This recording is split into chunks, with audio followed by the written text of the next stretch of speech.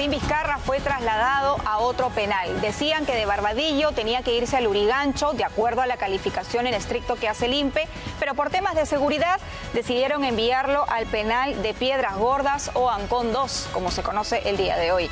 Está en nuestros estudios José Tello Alfaro, exministro de Justicia, precisamente para hablar sobre este tema. ¿Cómo está? Bienvenido al Día con Willax. Buenos días, Perla, y por tu intermedio un saludo también a toda la audiencia de Willax.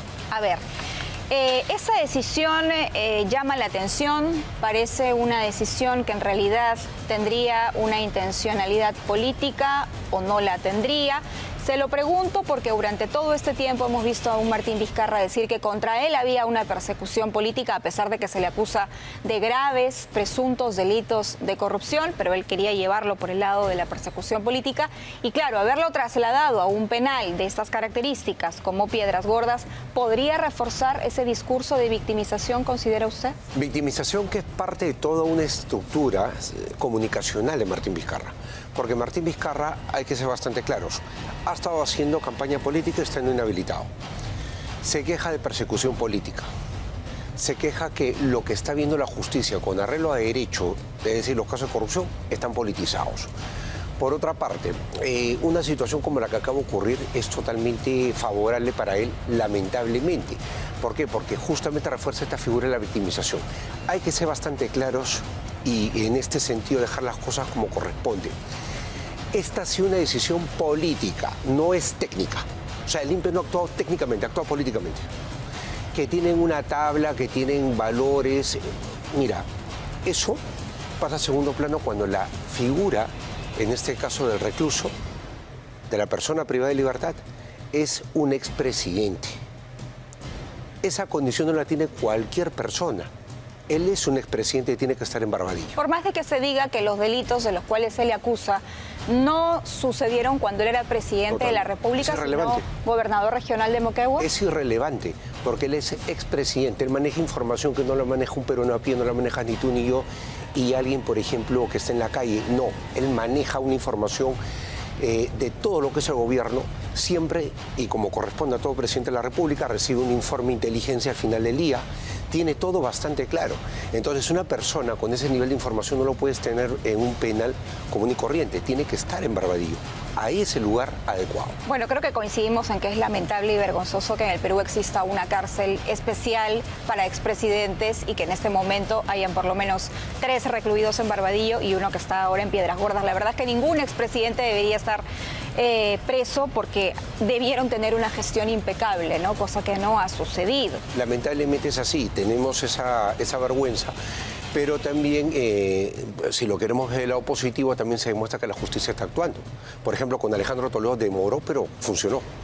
¿Cómo es? Yo recuerdo incluso, justo antes de dejar la cartera de justicia, trajimos a Alejandro Toledo y si se hace un poco de recuento, decíamos permanentemente, y me tocaba a mí como vocero en el sector justicia, de que Alejandro Toledo iba a responder sí o sí ante la justicia, y eso está ocurriendo ahora. Aunque el señor Riga, que está mal de salud y todo ello, tiene que cumplir la prisión y tiene que responder ante la justicia. ¿Cómo es el penal de Barbadillo? Usted que ha sido ministro de Justicia, que el Ministerio de Justicia tiene a cargo, el INPE también, no es un órgano adscrito, me parece, al Ministerio de Justicia. Entonces, ¿cómo es por dentro Piedras Gordas y cuál es el área donde está Martín Vizcarra? Porque se dice que está aislado, me parece que en un tópico o en un espacio especial diferente de los demás presos. De todas maneras, tienen que tomar las precauciones en el penal de Ancón 2 y tienen que tener un espacio especial. ¿Dónde exactamente lo debe manejar eso con más exactitud la gente del INPE? Pero más allá de eso, en el caso de Barbadillo, es un penal que reúne las condiciones de acuerdo a lo que establece, en este caso, cualquier tipo de tratamiento para reclusos. Ese penal cumple con los requisitos. Es decir, nadie puede decir que dentro de ese penal se violan derechos humanos, que están en condiciones infrahumanas. No, tiene las condiciones que puede tener cualquier recluso con cierta comodidad para que pueda, digamos, llevar sus procesos en prisión y todo. ¿Y en Piedras Gordas sí? ¿Se podrían estar violando derechos? Piedras Gordas, ahí habría que ver dónde lo tienen a Martín Vizcarra. Y como lo vuelvo a señalar, es un tema que tiene ya con exactitud, para tampoco no caer en especulaciones, verlo el equipo del INPE. Aproximadamente 2.000 internos en Piedras Gordas por toda clase de delitos. Que no es tan saturado, o sea, no está tan saturado el penal, claro, porque el promedio están en 138, 140% de saturación. O sea, hablamos nosotros que tenemos tenemos pues una sobrepoblación carcelaria y también tenemos un problema de hacinamiento que justamente demanda ahora que se tengan que tomar medidas para construir nuevos penales. Usted decía al inicio de esta entrevista que en su criterio definitivamente esta había sido una decisión política. Sí. ¿Por qué se toma esta decisión y a quién finalmente termina favoreciendo? La verdad, me parece que si quieren evitar movilizaciones a favor de Martín Vizcarra, bueno, claro, Barbadillo puede ser más asequible que Piedras Gordas, la zona de Ancón, pero en el caso particular de lo que ha ocurrido me parece que se le está favoreciendo, porque esto sin lugar a dudas fortalece una posición de victimización. Es un trato diferenciado. ¿Le están haciendo un favor en el fondo a él? Claro, porque está siendo objeto de una discriminación. Hay que ser bastante claro en algo. La discriminación, y no lo digo yo, lo dice el Tribunal Constitucional, básicamente es cuando yo hago distingos entre iguales. Entonces, Ollantumala, Martín Vizcarra, Pedro Pablo Kuczynski, Castillo, Pedro Castillo, que tienen la condición de expresidentes de la República. ¿Y por qué el gobierno de Dina Boluarte quisiera hacerle un favor? El hecho de trasladarlo hacia otro penal me parece que genera una discriminación que podría sumar, y ahí viene la respuesta a tu interrogante, a la tesis de la defensa de Martín Vizcarra, que justamente habla pues de una persecución política. Ahora, ¿por qué?